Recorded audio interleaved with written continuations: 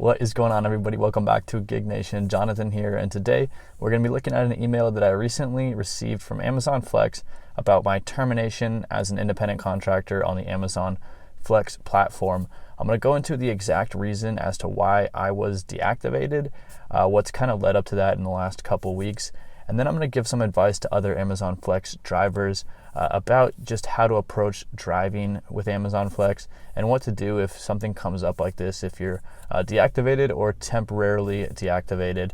And then I also want to give a little bit of advice to Amazon as a whole with regards to this employment model for how they're able to achieve that same day and next day delivery via the Amazon Flex platform and hiring out independent contractors in order to fulfill that demand. So first of all, I want to pull up the email that I received from Amazon Flex and show you guys exactly what happened here, what they've said. Apparently, the metrics that they used to grade me as a delivery driver have fallen below an acceptable threshold. Now, I haven't actually been given any exact numbers and any comparisons to that threshold. I will say that I actually started delivering with Amazon Flex about a year ago. It's always been a part-time thing. It was never full-time for me, but I actually maintained really high metrics with regards to those standards.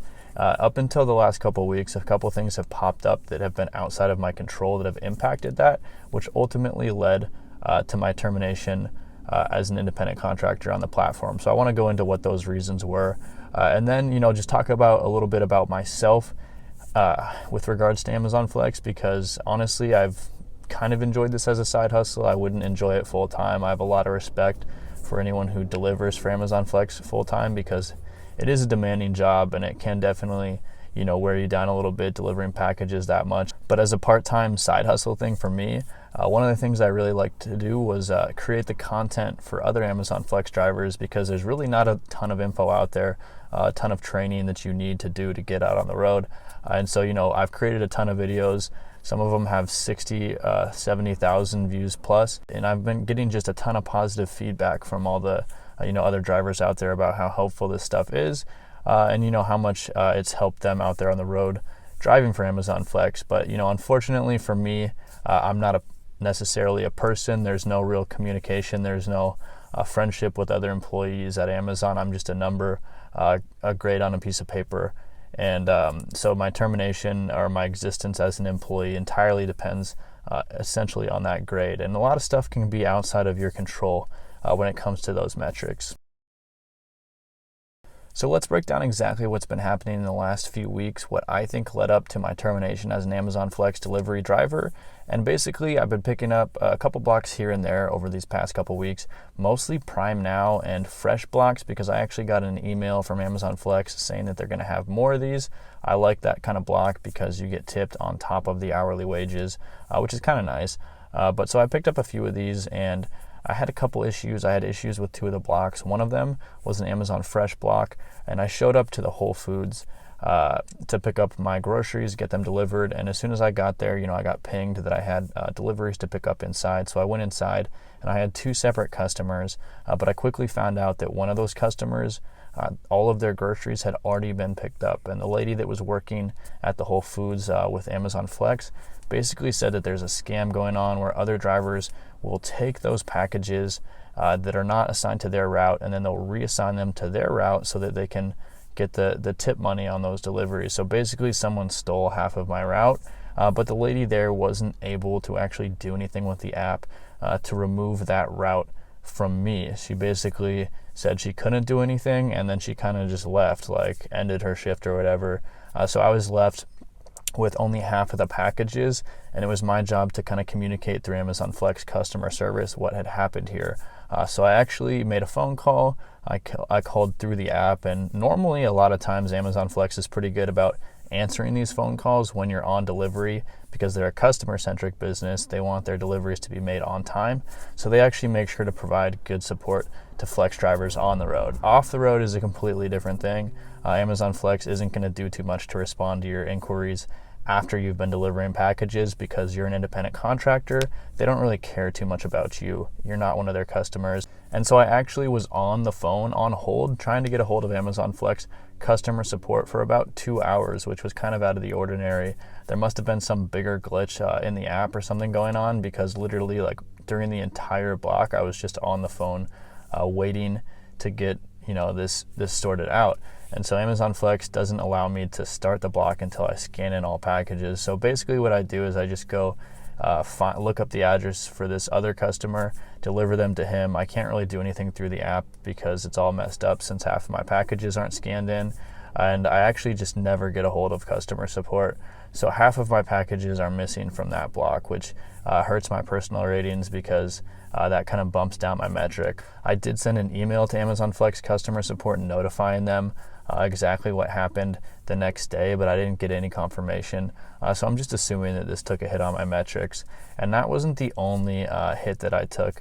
Actually, I had a Prime Now block, which took me downtown, and I really don't like this type of delivery because downtown business orders almost never have parking.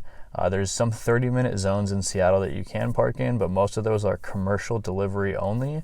So as an Amazon Flex driver, you're not allowed to park here because you don't have a commercial delivery license. And I've gotten multiple tickets doing this. I've basically gotten a ticket 50% of the time that I try and deliver something downtown. And so it's one of those things where, like, I'm not going to be making money on a route where I deliver downtown. I'm basically delivering these packages for free. And so this block had just a high number of packages that were drop-offs at businesses with no parking, nothing within like 4 or 5 blocks that I could even do to park and drop these packages off. So I kind of just called in and notified support of this, and then took all those packages back to the warehouse. And so out of a total of like maybe 6 or 7 blocks over the last month, just stuff that I picked up here and there randomly, for some fast side hustle cash on the side, I had 2 that had some major issues, neither of which were really my fault, especially the first Amazon, Whole Foods block. That entirely was outside of my control. And then the downtown one, which is really just something that I try hard to avoid. I try to just not even take up blocks that are near downtown at one of those locations during the day, during the business hours, because there's a good chance it's just going to put me in a position where I'm going to end up getting a ticket like this and then just making no money on it. So with all that said, I find this scenario pretty disappointing. Personally, for me, it's not a huge hit because I'm not a full-time Amazon Flex delivery driver. I do it part-time, and I've put myself in a situation where I don't rely on these earnings. I have significant amount of funds set aside to pay for stuff. I have my own business that runs at a high profit margin, so it's not taking a hit on me, but I am concerned because I'm concerned about the other drivers out there. Not everyone's gotten to a position like that, financially, where if they get laid off by Amazon Flex, they've got everything squared away. So I am really concerned here for the other Amazon Flex drivers, and I will update you. I did actually send an email back to Amazon Flex, and I basically let them know that I need to be given my exact metrics over the last year, over the last couple months, and I need to be shown exactly where those fall below the acceptability rate. I didn't really ask to be invited back. I let them know that I require this information if you're going to deactivate me, and legally they should be required to do so. And I did this because I have a ton of concern for drivers. I do a lot to kind of try and create content and put a lot of time into that content to help drivers out there on the road. It's kind of clear that Amazon Flex doesn't care about these drivers. They care about their customers, but this can ultimately be kind of tragic. We saw what happened to Uber, and all of a sudden a little bit of bad publicity, the way they treat their drivers maybe, or something to do with their the internal structure of their organization and some biases there, can really have a huge impact on public perception, and that can change things really quickly for a company. So I do want to give some advice to Amazon here. Advertising $18 to $25 an hour, the fact that that's above minimum wage does not mean that you're taking care of your drivers, because everybody knows that that's pre-expenses. Maybe 5 or 6 years ago you can get away with something like that, and people will say, oh, they pay out pretty well, it must be a good job. But there's so much publicity in the area of the gig economy, and it's just past the point where you can get away with advertising a decent dollar amount pre-expenses and have that cover what you care about, what you do to take care of your independent contractors. And so if you are going to continue to call Amazon Flex drivers independent contractors, I know Amazon's doing quite a bit to try and get third parties to kind of manage couriers and delivery drivers so that they don't have to rely so much on Amazon Flex drivers. But if you are going to continue to employ people as independent contractors, you need to really treat them like independent contractors. You need to give them more information about the blocks up front. It's not that hard to let people know where packages are going ahead of time, at least the general area, and give some more information and some more ability to accept and decline based on that. Because as an independent contractor, getting into situations where you're going to take a massive hit on your earnings, you're going to get parking tickets, just trying to deliver these packages really isn't sustainable, and it's not something that people can continue to do going forward. They can't risk delivering packages that are 2 or 3 hours away and putting all that wear and tear and mileage on their car just to get the job done, because that's not sustainable for them as independent contractors. And if you don't start to care about the independent contractors, then this ultimately impacts the customers. Because what we saw from the likes of Uber is that even though Uber really revolutionized transportation and made these rides really cheap, the fact that drivers weren't being treated well started to cause a lot of concern for customers. They started using the Lyft app instead, because customers don't want to see people being treated this unfairly. They don't want to get fast, easy access to rides via the Uber app at the expense of the drivers, and they don't need to get their packages in one day via Prime at the expense of drivers not making money on these deliveries.